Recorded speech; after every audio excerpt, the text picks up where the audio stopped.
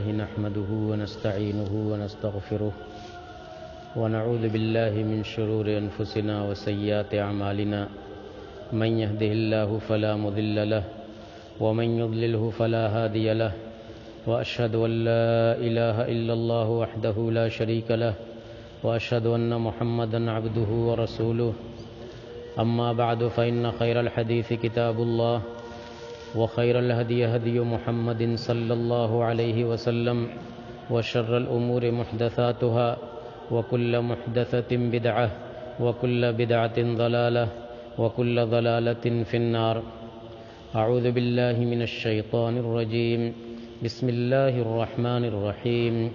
قاف والقرآن المجيد بل عجبوا أن جاءهم منذر منهم فقال الكافرون هذا شيء عجيب أإذا متنا وكنا ترابا ذلك رجع بعيد قد علمنا ما تنقص الأرض منهم وعندنا كتاب حفيظ بل كذبوا بالحق لما جاءهم فهم في أمر مريج أفلم ينظروا إلى السماء فوقهم كيف بنيناها وزيناها وما لها من فروج والأرض مددناها وألقينا فيها رواسي وأنبتنا فيها من كل زوج بهيج تبصرة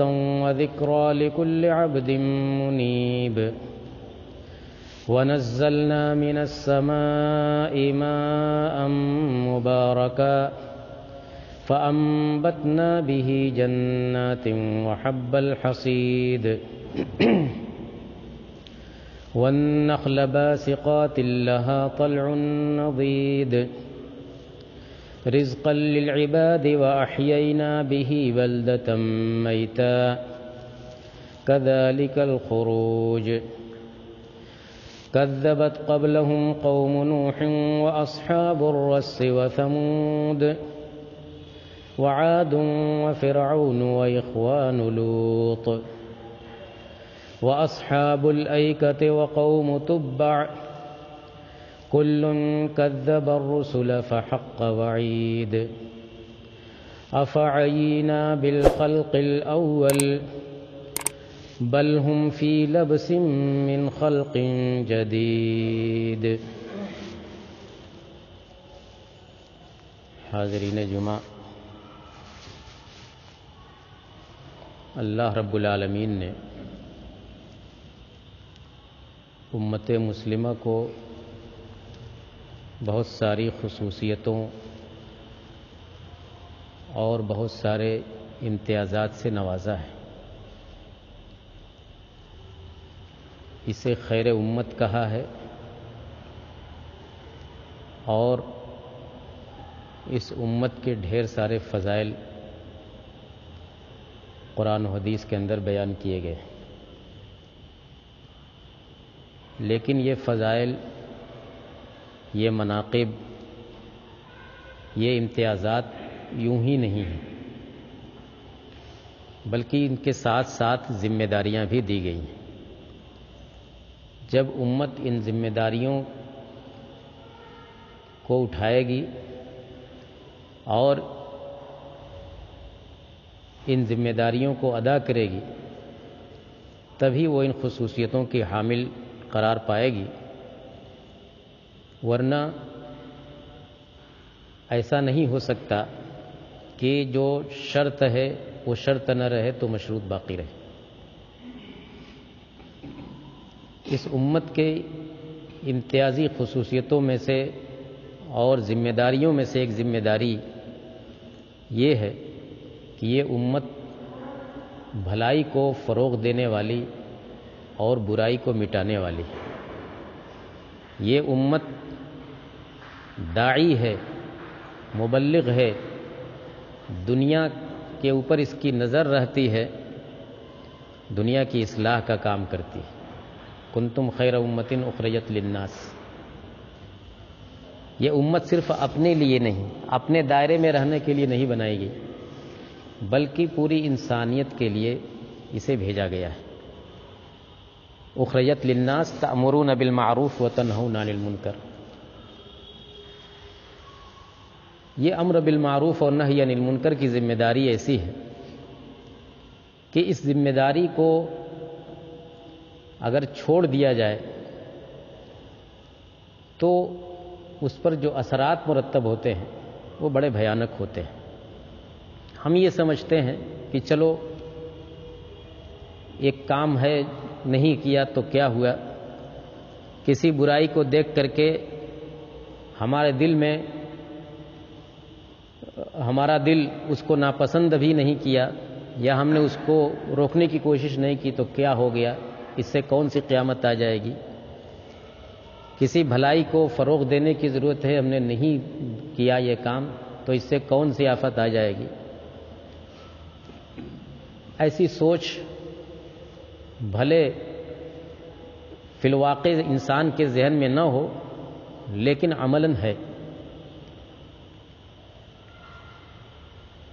جبکہ دوسری طرف ہمیں یہ بتلایا گیا ہے کہ اس ذمہ داری سے آنکھ چرانا یہ اللہ کے عذاب کو دعوت دینا ہے۔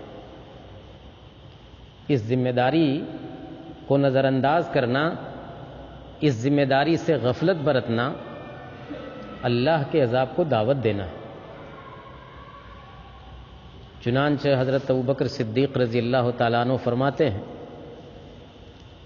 کہ تم لوگ قرآن کی یہ آیت پڑھتے ہو، یا ایھا الذین آمنوا علیکم انفسکم لا یضرکم من ضل اذا اہتدیتم، کہ لوگو اپنے آپ کو دیکھو، اگر تم ہدایت پر رہو گے تو گمراہ لوگ تمہیں کوئی ضرر نہیں پہنچائیں گے۔ اس کا کوئی غلط مطلب نہ سمجھے کہ ہم اپنی جگہ پر صحیح ہیں تو دنیا جو بھی کرے، دنیا کتنی بھی گمراہی میں رہے، ہمیں اس سے مطلب نہیں ہے۔ اس آیت کا یہ مطلب نہیں ہے، بلکہ میں نے اللہ کے نبی جناب محمد الرسول اللہ صلی اللہ علیہ وسلم سے یہ سنا ہے کہ آپ فرماتے ہیں کہ ان الناس اذا رأوا الظالم فلم يأخذوا على يديه اوشك ان يعمهم الله بعقاب من عنده، کہ جب لوگ ظالم کو دیکھیں گے اور اس کا ہاتھ نہیں پکڑیں گے، یعنی معصیت کرنے والے کو دیکھیں گے، معصیت کا علم ہوگا لیکن اس کو روکنے کی کوشش نہیں کریں گے، تو قریب ہے کہ اللہ تعالیٰ ان کے اوپر عمومی عذاب بھیج دے۔ ان یعمہم اللہ بعقاب من عنده، ایک عمومی عذاب جو ہر کس و ناکس کو لاحق ہوگا۔ یہ اللہ کا عذاب۔ میرے بھائیوں، ہم جن حالات میں گھرے ہوئے ہیں اپنے اس ملک کے اندر، ہم بحیثیت مسلمان ہمیں جن چیلنجوں کا سامنا ہے، دن بدن ہمارے گرد جو گھیرا تنگ ہوتا جا رہا ہے، مصائب کا ایک سلسلہ ہے، ظلم کا ایک سلسلہ ہے، کیا یہ اللہ کا عذاب نہیں ہے؟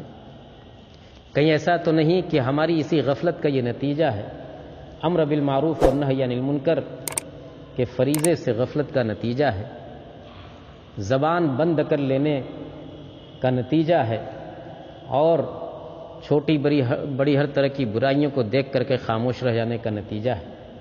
ہم بحیثیت عالم دین کے، ہم بحیثیت کتاب و سنت کے ماننے والوں کے اگر خاموش رہتے ہیں، اگر ہم اپنی ذمہ داری کسی بھی طرح سے ادا نہیں کرتے تو گویا یعنی یہ تو ایک عام ذمہ داری ہے، پوری امت کی ذمہ داری ہے، یہ فریضہ پوری امت کا ہے، لیکن اہل علم پر ذمہ داریاں کچھ زیادہ عائد ہوتی ہیں، ان کے فرائض کچھ زیادہ ہیں۔ اللہ تعالیٰ نے ان کو علم دیا ہے، ان کو حلال و حرام کا علم دیا ہے، ان کو اچھائی و برائی میں تمیز کرنے کا معیار دیا ہے، تو ان کے اوپر یہ ذمہ داری کچھ زیادہ ہی عائد ہوتی ہے، ورنہ یہ تو پوری امت کی ذمہ داری ہے، یہ پوری امت کی ذمہ داری ہے۔ تو اللہ کے عذاب کو دعوت دینا ہے، اس فریضے سے غفلت برتنا، اور اگر ہم نے دوسری طرف یہ ہے کہ اس فریضے کو انجام دیا تو ادھر اللہ تعالیٰ کا وعدہ بھی ہے، وَلْتَكُمْ مِنْكُمْ أُمَّةٌ يَدْعُونَ إِلَى الْخَيْرِ وَيَأْمُرُونَ بِالْمَعْرُوفِ وَيَنْهَوْنَ عَنِ الْمُنْكَرِ وَأُولَئِكَ هُمُ الْمُفْلِحُونَ۔ اس آیت میں یہ کہا گیا ہے کہ امر بالمعروف نہی عن المنکر، دعوت الخیر کا کام کرنا، یہ کامیابی کی ضمانت ہے، یہی لوگ کامیاب ہیں۔ اس کا مطلب یہ کہ ان چیزوں کو اگر چھوڑا گیا تو کامیابی بھی چھوٹ جائے گی، اور کامیابی جب چھوٹے گی تو وہی اوشک ان یعمہم اللہ بعقاب من عنده۔ دوسری آیت میں کہا گیا ہے والمؤمنون والمؤمنات بعضهم اولیاء بعض یأمرون بالمعروف وینہون عن المنکر ویقیمون الصلاة ویؤتون الزکاة ویطیعون اللہ ورسولہ اولئک سیرحمہم اللہ، اولئک سیرحمہم اللہ۔ ایسے ہی لوگوں پر اللہ تعالیٰ رحم کرتا ہے۔ کیسے لوگوں پر؟ اس میں جو اوصاف بیان کیے گئے، امر بالمعروف نہی عن المنکر کے، اقامت الصلاۃ، ایتاء زکوٰۃ، یہ سب اوصاف جن لوگوں کے اندر ہوں گے اولئک سیرحمہم اللہ، ایسے ہی لوگوں پر اللہ تعالیٰ رحم کرے گا۔ ایک اور بہت خاص عذاب جو ہے، یہ تو ایک عمومی بات ہوئی کہ اس فریضے سے کوتاہی برتنا اللہ کے عذاب کو دعوت دیتا ہے، جو ایک عمومی چیز ہے۔ ایک خاص عذاب یہ ہے کہ ہماری دعائیں قبول نہیں ہوتی۔ جب ہم اس فریضے کو ترک کر دیتے ہیں تو اللہ تعالیٰ دعا قبول نہیں کرتا، جیسا کہ اللہ کے نبی جناب محمد الرسول اللہ صلی اللہ علیہ وسلم نے فرمایا کہ مروا بالمعروف وانہوا عن المنکر قبل ان تدعوا فلا یستجاب لکم یا فلا اجیب لکم، کہ امر بالمعروف اور نہی عن المنکر کا کام کرو قبل اس کے کہ تم دعا کرو تو میں تمہاری دعا کو قبول نہ کروں۔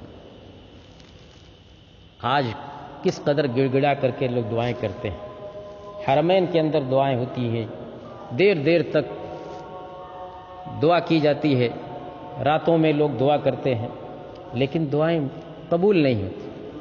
کہیں ایسا تو نہیں کہ یہ بھی اسی عذاب کا ایک حصہ ہے جس عذاب کے بارے میں اللہ کے نبی صلی اللہ علیہ وسلم نے ہم کو ڈرایا تھا؟ اس لیے میرے بھائیوں، ہمیں اپنی اس ذمہ داری کے بارے میں سوچنا چاہیے۔ امر بالمعروف اور نہی عن المنکر کا مطلب صرف یہ نہیں ہے کہ ہم خطبہ دے دیں، تقریر کر دیا ہم نے، بس ہماری ذمہ داری ختم ہوئی، نہیں ہے۔ یہ ذمہ داری، چاہے اس کو امر بالمعروف کہیے، چاہے دعوت کہیے، چاہے اصلاح کہیے، جو بھی نام دیجئے، یہ ہماری زندگی کا لازمی حصہ ہونا چاہیے۔ سوتے جاگتے، اٹھتے بیٹھتے، گھر کے اندر، گھر کے باہر، سفر میں ہوں، حضر میں ہوں، جہاں کہیں بھی ہوں، ہماری آنکھ کھلی رہنی چاہیے، اور کسی شکل میں ہم دوسرے کو فائدہ پہنچا دیں، اس کو شرک سے بچا لیں، اس کو معصیت سے بچا لیں، اس کو کوئی خیر کی بات پہنچا دیں۔ جب تک کہ یہ ذہن نہیں بنے گا، صرف تقریر کر دینے سے اور صرف جلسے کر لینے سے یا انہی وسائل تک یہ فریضہ محدود نہیں ہے، بلکہ اس کا دائرہ بہت وسیع ہے۔ ہمیں اس ناحیے سے سوچنا ہوگا اور اسی ناحیے سے عمل بھی کرنا ہوگا۔ اللہ تعالی ہمیں اس کی توفیق عطا فرمائے۔ آمین وآخر دعوانا ان الحمد للہ رب العالمین۔